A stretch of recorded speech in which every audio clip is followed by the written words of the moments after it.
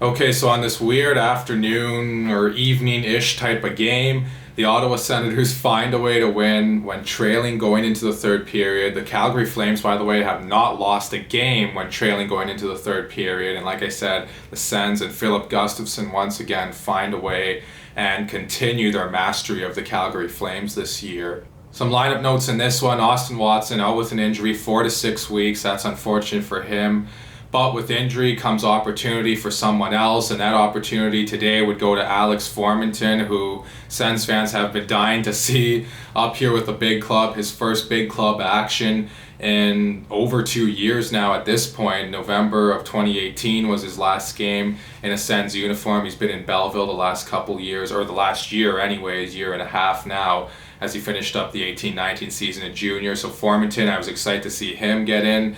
He played 10 minutes in this one. I thought, he was noticeable for sure, especially early on. I thought he skated well, and that's going to be his biggest asset in the big leagues is his skating, that's for sure.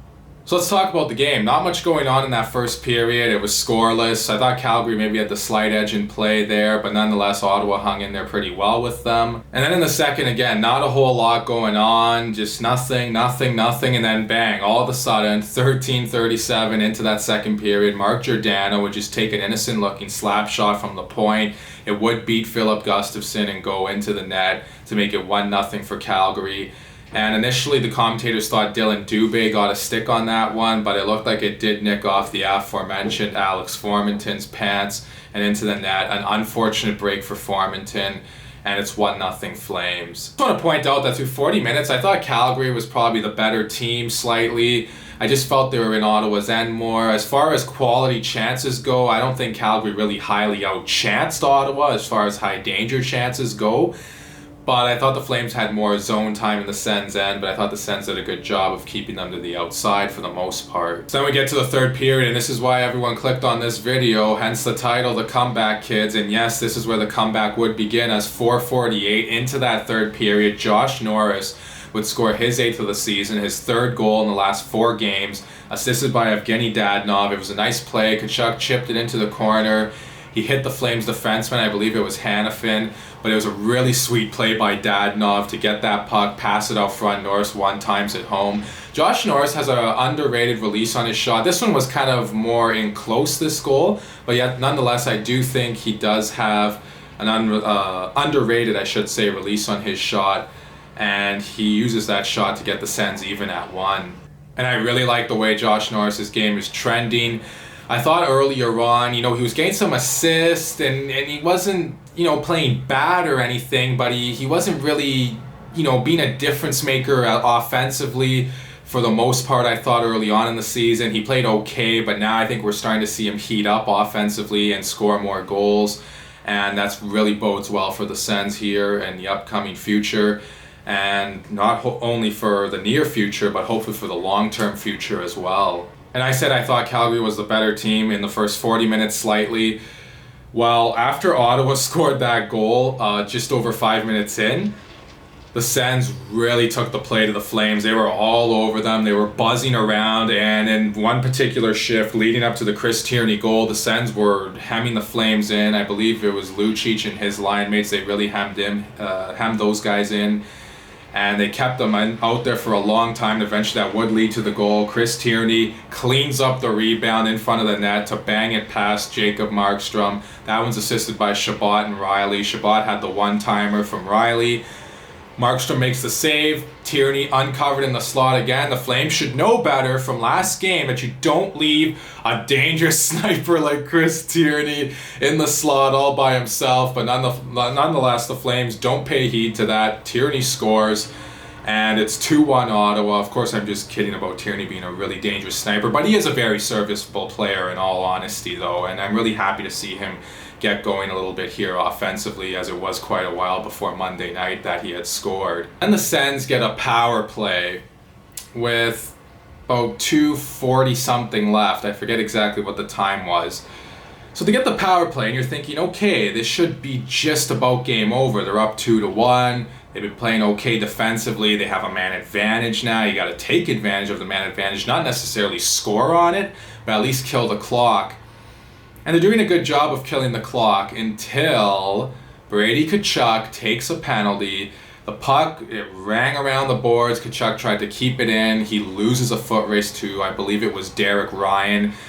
I don't know, Tkachuk, he's got to improve his skating. I know he was kind of caught flat-footed there. Ryan had more momentum coming forward. Tkachuk was already at a dead stop, standing still and trying to get that puck knocked out of the air. But he still had a bit of a head start on Ryan when they started skating, but Ryan beats him to the puck nonetheless. Tkachuk has to hold him up to avoid the 2-on-1. So Tkachuk goes to the box and makes it 4-on-4, and this makes it even more dangerous for the Flames because they pull the goalie on the 4-on-4 and make it 5-on-4. And I find, in my opinion anyways, 5-on-4 seem to be a lot more dangerous than a 6-on-5 situation. Fortunately, the Sens and Brady Tkachuk especially would get his butt saved as Nikita Zaitsev would score into the empty net, assisted by Artem Zub and Nick Paul. That would not officially put the game away, but definitely give the Sens some breathing room. And that empty net goal would come with 1:16 left in the third period.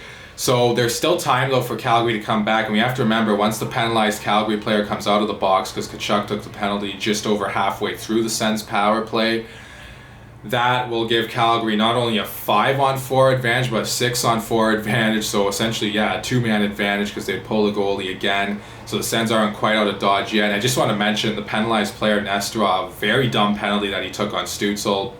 I'll take it because, it salts away the clock, but man, I hope Stützle's okay there. You never want to see any players get injured, even if it does benefit your team with getting a power play or stuff like that. I'd rather just not see any of that stuff and just have the Sens lock down a game 5-on-5 or whatever. But all that aside, I think Stützle was okay. He was out for the power play. And very dumb penalty by Nesterov. I don't think Daryl Sutter will be happy with him one bit. And then with 20 seconds to go, Johnny Gaudreau is absolutely robbed by Philip Gustafsson and robbed by Artem Zub. He comes in and makes a great defensive play after Gustafsson made the initial big stop. Gaudreau tried to wrap it in around Gustafsson. What a play by Zub, and what a play by Gustafsson. Sens playing right to the final horn. That's what you like to see. And this one would go down in the books as a 3-1 Ottawa Senators win. So nice to see that. And for Calgary, I mean, man, they're sputtering right now.